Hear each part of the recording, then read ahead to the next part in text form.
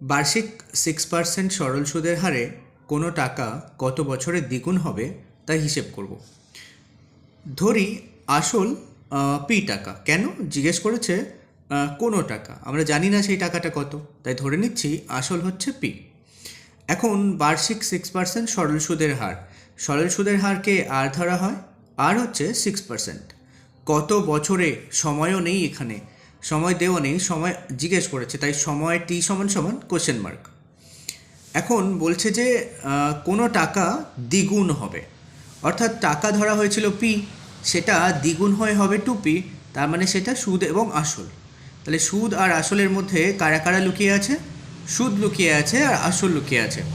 সুদ নিজে কত বের করতে হবে?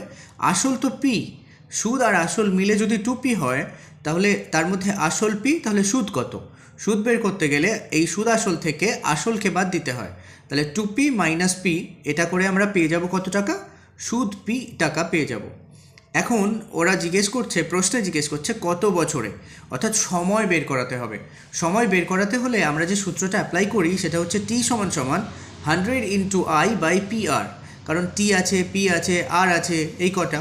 এখন আই বাদে অন্য কেউ টি অথবা পি অথবা আর যে কোনো একটাকে বের করাতে হলে সূত্র এটাই ব্যবহার করলেই চলে, ওপরে 100 গুণ আই, নিচে পি ইন্টু আর।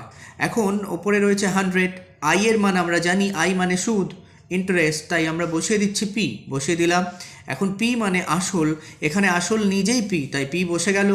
আর এখানে আর মানে সুদের হার মানে 6%, তাহলে শুধু বসবে কত? 6।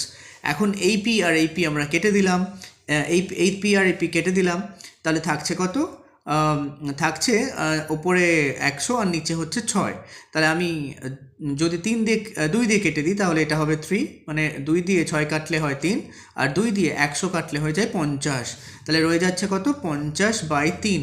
এখন 50/3কে যদি আমরা ভাগ করি, 3-এর ঘরের নামটায় 16 বার পড়লে 50-এর কাছে যেতে পারি 48 পর্যন্ত। 3 16 48, হাতে থাকে 2 ওপরে বসলো, আর নিচে 3 ছিল বলে 3 বসে গেছে, যেহেতু টি, তাই এটার উত্তর হচ্ছে একটা বছরে আসবে, ইউনিট হবে বছর।